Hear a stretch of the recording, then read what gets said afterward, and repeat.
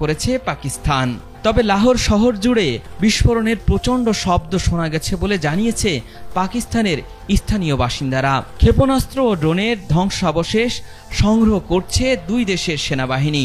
ভারত ও পাকিস্তানের পাল্টাপাল্টি হামলায় দুই দেশই ক্ষতিগ্রস্ত হলেও কী পরিমাণ ক্ষয়ক্ষতি হয়েছে সেটি এখনও প্রকাশ করেনি ইসলামাবাদ ও নয়াদিল্লি।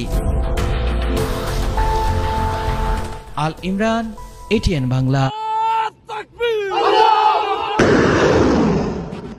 রীতিমতো ঢাক ঢোল পিটিয়ে প্রকাশ্যে ভিডিও করে ভারতে হামলা চালায় পাকিস্তান।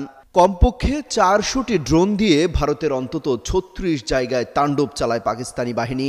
এতে চোখে সর্ষে ফুল দেখছে ভারত।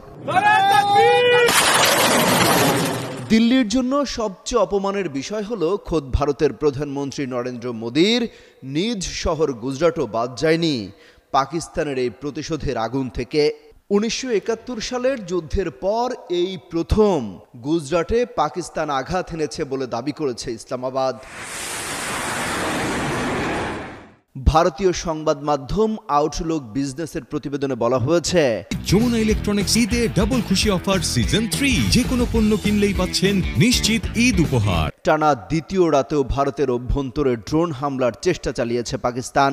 প্রতিরক্ষা সূত্র জানিয়েছে, শুক্রবার রাতের হামলায় জম্মু ও কাশ্মীর থেকে শুরু করে গুজরাট পর্যন্ত অন্তত 36টি স্থানে হামলার লক্ষ্য ছিল।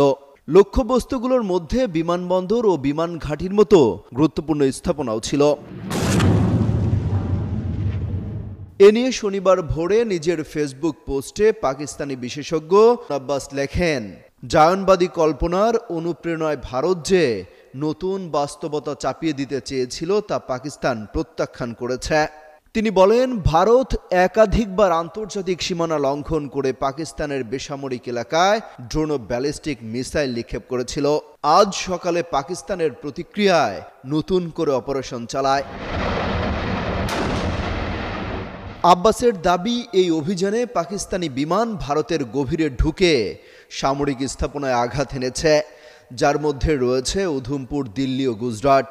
তিনি লিখেছেন, এই প্রথম গুজরাটে আঘাত হানা হলো 1971 সালের পর। গুজরাটই হিন্দুত্ববাদী সন্ত্রাসের ঘাঁটি বলেও উল্লেখ করেন তিনি। বলেন, যেখানে নরেন্দ্র মোদীর শাসনে 2000 মুসলমানকে হত্যা করা হয়েছিল।